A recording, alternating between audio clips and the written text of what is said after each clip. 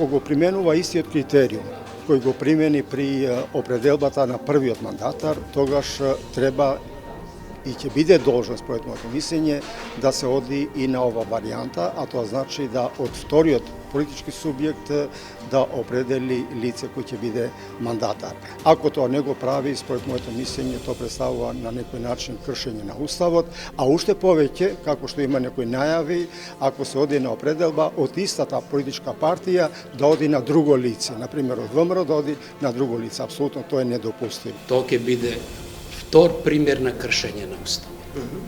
Он излегол веќе од Уставот со тоа што дал мандат на личност, на партија која не обезбедила парламентарно мнозинство, која има само 51 пратени.